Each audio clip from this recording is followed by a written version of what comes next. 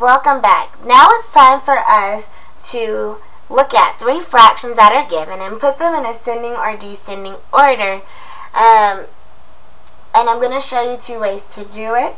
The first way is my preference, but as you know, the way that I show you, it's a little bit different than maybe a person on YouTube or your parents might show you. But as long as they're following the rules of math, you should end up with the same answer. Alright, so I want to know, first of all, is 1/5 bigger than 1/3? Well, we do that by crisscross, bottom to the top, write the number. So using that method, I know that 1/3 is bigger than 1/5. So I'm going to put it like this, because we're trying to put them in order. So now we need to see 1/6. Where 1/6 goes. Does it go in front of 1/5? Does it go between? Does it go in the back?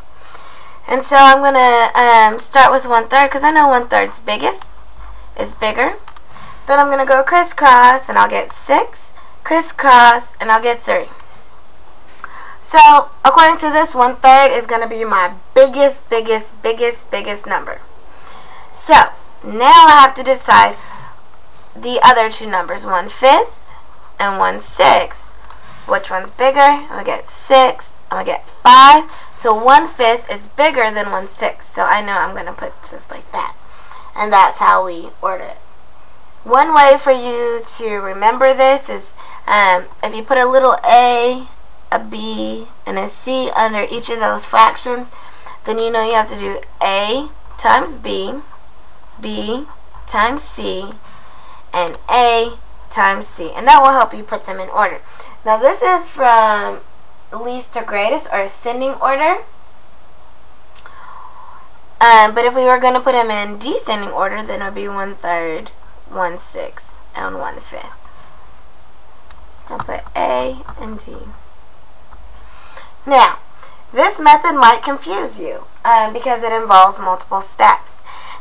Option 2 model in the long run will let you see clearly which one's biggest or smallest, but it will involve you making sure you know your multiplication facts. So for option 2, you're just gonna multiply the denominators. So I know that I'm going to multiply the biggest numbers first because that'll be less work on me. So 5 times 6 is 30 times 3 more is 90. So I'm going to put 90 here, 90 here, 90 here.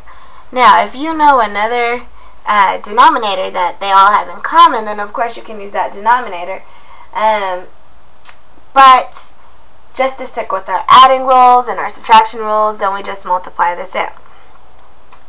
So I know this has a 5, so to get the 90 I have to multiply it by these things, which are 18.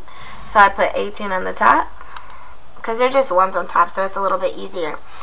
For this second box, I know the two outside multiplications, the 5 and the 6, so I get 30. And then for the last box, I know 15. So when I'm looking at this, I have to know, I can just use the top numbers to decide which one is the smallest and which one is the biggest.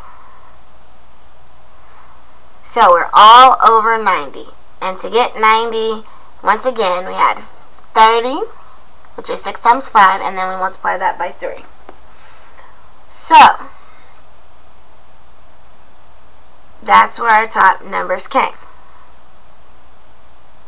Now we have to look at the top numbers and just put them in order. Well,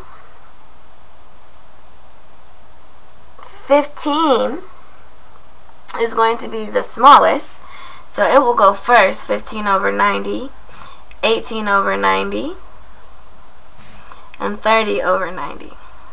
So that will be as putting it in order. So now that we have it simplified this way, then we just have to relate it to those fractions. And so 15 over 90 was our last number, which is 1/6. 18 over 90 was our first, which would be 1/5, and then 1/3. And so that's how we know which one was bigger.